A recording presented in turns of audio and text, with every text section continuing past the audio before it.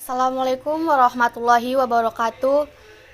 Salam sejahtera untuk kita semua. Yang saya hormati Bapak Daniel HP Simanjuntak, MSI selaku dosen pengampu di mata kuliah pengantar ilmu sosial. Perkenalkan, saya Tiara Akilah dari kelas D Pendidikan Antropologi Fakultas Ilmu Sosial Universitas Negeri Medan. Di sini saya ingin menjelaskan tentang 3 materi yang tidak dipahami oleh teman-teman saya. Materi yang pertama dari Tiana Mora tentang peranata sosial dalam sosiologi. Yang kedua dari Meira tentang sudut pandang ilmu-ilmu sosial terhadap suatu konflik. Dan yang ketiga dari Gracia Melanie Aditonang tentang teori evolusionisme deterministik. Yang pertama, peranata sosial. Peranata sosial juga disebut dengan lembaga sosial yang merupakan kesepakatan masyarakat yang dibuat untuk menjalankan sistem nilai dan norma yang berlaku di dalam masyarakat tersebut. Di Indonesia, misalnya, untuk mendirikan sebuah keluarga, maka laki-laki dan perempuan harus menikah terlebih dahulu. Maka dibangunlah sebuah lembaga yang mengurusi tentang pernikahan, yaitu Departemen Agama. Kita hidup di masyarakat yang selalu dihadapkan dengan nilai dan norma yang mapan. Seperti contohnya, kita lahir di Indonesia yang selalu diwajibkan atau meyakini bahwa menggunakan tangan kanan lebih baik daripada tangan kiri ketika meminta, memberi, makan, minum, dan lain sebagainya. Fungsi dari peranata sosial yaitu untuk menyadarkan seluruh anggota masyarakat agar berperilaku sesuai dengan norma dan nilai yang berlaku dalam masyarakat tersebut. Selanjutnya juga ada jenis-jenis dari peranata sosial yang saya ketahui. Yang pertama yaitu peranata keluarga.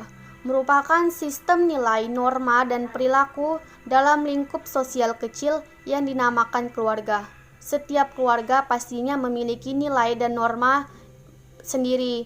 Contohnya seperti di Indonesia, pernikahan merupakan pintu untuk membentuk sebuah keluarga. Namun di beberapa negara, dalam membentuk keluarga tidak harus dengan menikah.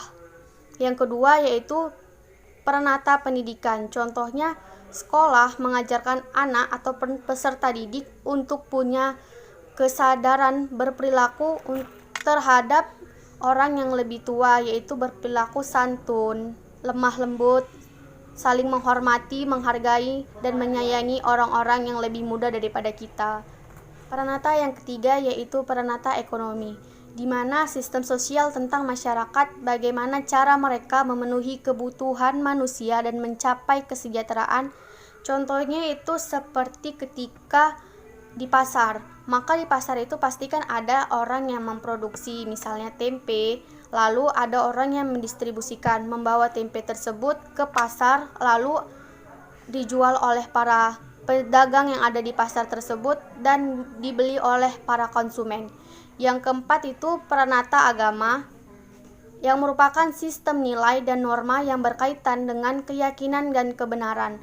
Salah satu contohnya itu ketika di agama Islam, misalnya selalu memiliki kewajiban untuk melaksanakan ibadah 5 kali dalam sehari. Dan itu dilaksanakan sebagai bentuk ataupun wujud komunikasi antara manusia dengan Tuhannya, di mana mereka meyakini bahwa dengan cara tersebutlah mereka bisa dekat dengan Tuhan mereka dan melakukannya dengan cara yang khusyuk ataupun mempraktikkannya dengan penuh keyakinan yang kuat menurut ajaran Islam. Yang materi kedua yaitu sudut pandang ilmu-ilmu sosial tentang suatu konflik yang terjadi. Saya mengambil contoh yaitu sudut pandang ilmu ekonomi tentang tidak relevansinya pendidikan dengan pertumbuhan. Jadi ketika peserta didik hanya bisa tamat SD ataupun SMA saja karena terkendala oleh biaya, itu disebabkan oleh ekonomi keluarganya yang mungkin menengah ke bawah. Jadi orang tuanya itu tidak sanggup untuk memenuhi kebutuhan anak tersebut dengan memberikan pendidikan yang layak. Materi yang ketiga yaitu teori evolusionisme deterministik. Teori ini dikembangkan oleh Lewis Henry Morgan dan Edward Burnett Taylor.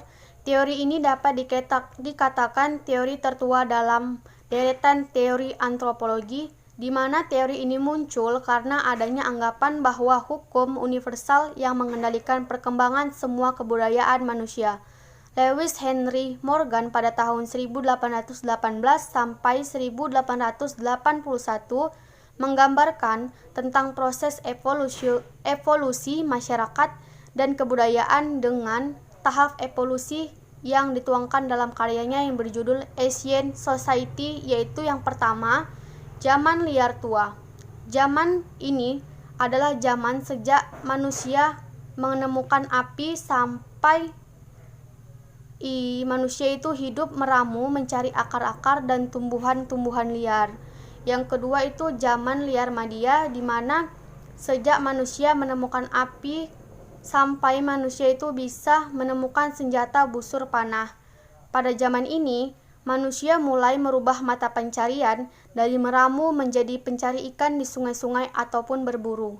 Yang ketiga yaitu zaman liar muda, di mana zaman ini sejak manusia menemukan senjata busur panah sampai ia menemukan ataupun mendapatkan kepandaian membuat benda-benda tembikar, dan dalam zaman ini mata pencarian manusia tersebut adalah berburu. Yang keempat yaitu zaman barbar tua, zaman sejak manusia menemukan kepandaian membuat tembikar sampai ia bisa berternak ataupun bercocok tanam. Yang kelima, zaman barbar madia, di mana zaman ini manusia mulai berternak atau bercocok tanam dan menemukan kepandaian membuat barang-barang dari logam. Yang keenam yaitu zaman barbar muda, di mana zaman ini sejak manusia menemukan kepandaian membuat benda-benda dari logam sampai ia mengenal tulisan.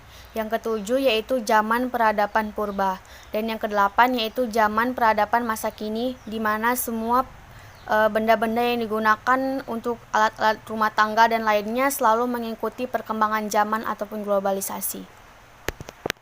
Sekian yang dapat saya sampaikan. Jika ada salah-salah kata ataupun pengurangan dalam penjelasannya, saya mohon maaf. Kepada Allah saya mohon ampun. Saya ucapkan terima kasih. Wassalamualaikum warahmatullahi wabarakatuh. Semoga teman-teman semua bisa mengerti apa yang saya jelaskan.